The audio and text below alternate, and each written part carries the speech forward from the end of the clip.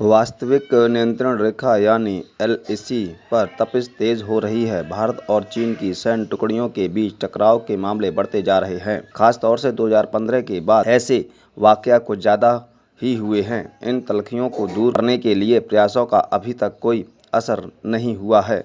चूँकि कोई भी पक्ष झुकने के लिए तैयार नहीं है, तो इस संकट के और बढ़ने का खतरा बना हुआ है। भारतीय रक्षा मंत्रालय के अनुसार चीनी आक्रमणों के मामलों में भारी इजाफा हुआ है। केवल लद्दाख में ही चीनी अतिक्रमण के अप्रैल में 130 मामले देखने को मिले। पूर्वी लद्दाख के गलवान नदी क्षेत्र में भारत द्वारा सड़क निर्माण पर चीन की आपत्ति के बाद उसके सैन्य साहस दिखाने से बाज नहीं आ रहे हैं, जबकि यह इलाका पूरी तरह भारतीय परिधि के भीतर ही आता है।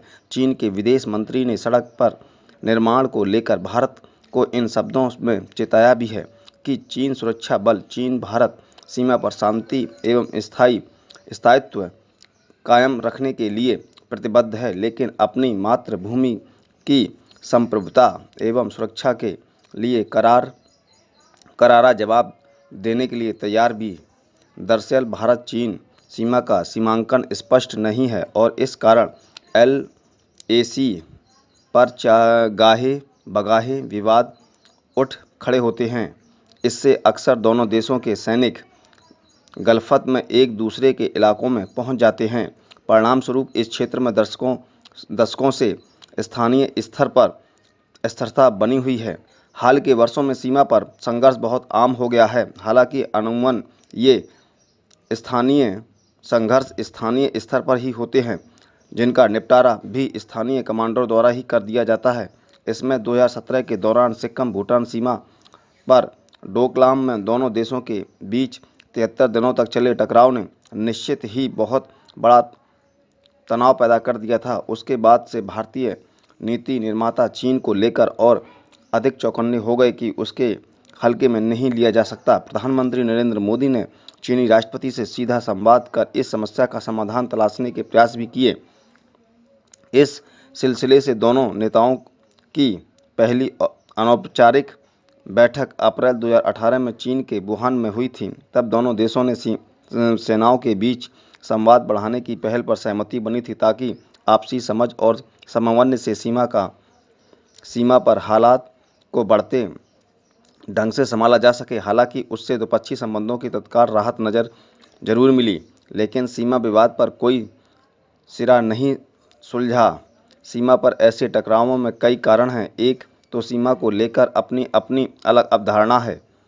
इससे भी महत्वपूर्ण पहलू यही है कि भारत ने अपने सीमा की तरफ बुनियादी ढांचे के काम को तेजी दी है। इस कारण चीनी सैनिकों का उन जगहों पर भी भारतीय सैनिकों से सामना हो रहा है जहां वे पहले उन्हें देखने के अभ्यास नहीं थे।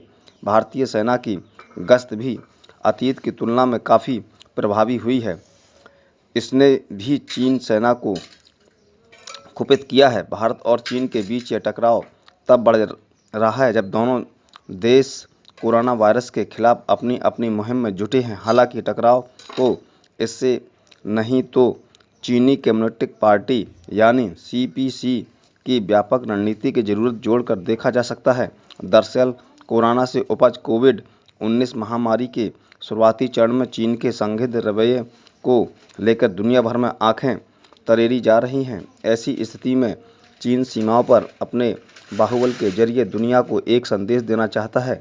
इसमें नई दिल्ली का रवैया खास तौर से उसे चुभ रहा होगा, जिसने न केवल कोरोना मामले की स्वतंत्रता जांच के पक्ष में आवाज़ उठाई, बल्कि विश्व स्वास्थ्य संगठन में ताइवान को बतौर विश्लेषक कायम रखने के पक्ष में पैरवी भी की।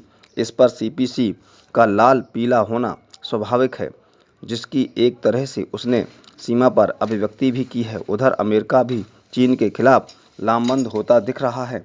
दक्षिण एवं मध्य एशिया मामलों की निवर्तमान अमेरिकी मुख्य उप सहायक विदेश मंत्री एलिस वेल्स का कहना है कि चीन की करतूत में एक खास परिपाटी दिखती है।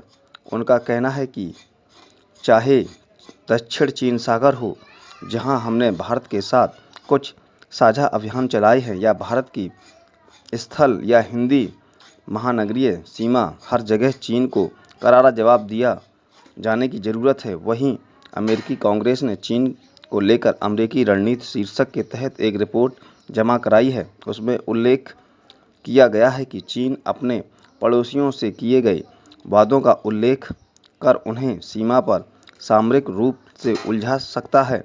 उसमें पीत सागर, दक्षिण एवं पूर्वी चीन सागर, ताइवान स्ट्रेट और भारत चीन सीमा जैसे उन क्षेत्रों का उल्लेख है जहां चीन अपनी ऐसी आक्रामकता दिखा रहा है। जहां तक नई दिल्ली का सवाल है, तो अब उसके लिए यह मामला केवल भारत चीन द्विपक्षीय संबंधों के लिहाज से आकलन करने का नहीं रह गया है, बल्कि उसे अपने गुणागणित में एक वैश्विक शक्ति के रूप में चीन की भूमिका को भी जोड़कर देखना होगा। मौजूदा टकराव स्थायी रूप से तो खत्म हो सकता है, लेकिन सीपीसी को जब भी अपनी रणनीति में राष्ट्रभक्ति का तड़का लगने की जरूरत महसूस होगी, तब वह फिर से ऐसी कोई हांडी चढ़ाएगा। ऐसे में भारत के पास स्वयं को आंतरिक बढ़ाने में और मजबूत विदेशी साझेदारों को अपने साथ जोड़ने के अलावा और कोई विकल्प नहीं है। हालांकि कुछ समय से देख रहे हैं कि भारत के अंदर मोदी का क्रेज खत्म होता जा रहा है। कोरोना 19 ने मोदी जी के साहसिक वादों को एक झल्ले से खत्म भी कर दिया है, लेकिन पूरे देशवासी भारत के साथ खड़े हैं। पूरा देश अंदरूनी तो लड़ सकता है, लेकिन विदेश की धरती पर एक है। सभी पार्टियों के विचारधाराओं के अनुसार सभी मोदी जी के साथ खड़े हुए हैं।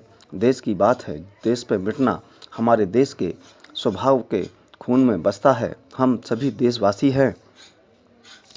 इसी बीच कांग्रेस के पूर्व राष्ट्रीय अध्यक्ष राहुल गांधी ने कहा कांग्रेस के पूर्व अध्यक्ष राहुल गांधी ने भारत और चीन के बीच लद्दाख सीमा पर जारी तनातनी की सही तस्वीर से देश का रूबरू कराने की मांग की है।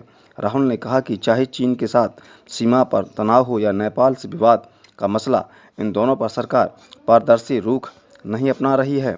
राहुल गांधी ने अपने वीडियो प्रेस कॉन्फ्रेंस के दौरान नेपाल के भारतीय भूभाग पर किए गए विवादों पर दावे और लद्दाख सीमा पर भारतीय क्षेत्र में चीनी सैनिकों की बड़ी संख्या में घुस आने से बढ़े तनाव से निपटने की सरकार की रणनीति से जुड़े सवाल का जवाब देते हुए यह बात कही। उन्होंने कहा कि जब चीन के साथ मुद्दे का सवाल है तो क्या और कैसे हुआ, इसका ब्यौरा हमें नहीं मालूम। मेरा मानना है कि इस घटना का पूरा और विस्तृत ब्यौरा सरकार को पारदर्शी तरीके से देश को बताना चाहिए। सरकार का बयान आने के बाद ही वे इस मामले में अपनी बात रखेंगे। राहुल ने कहा कि लद्दाख सीमा पर मौजूदा स्थिति क्यों और कैसे पैदा हुई, इसकी जानकारी देश को दी जानी चाहिए। इसके साथ मोदी के लिए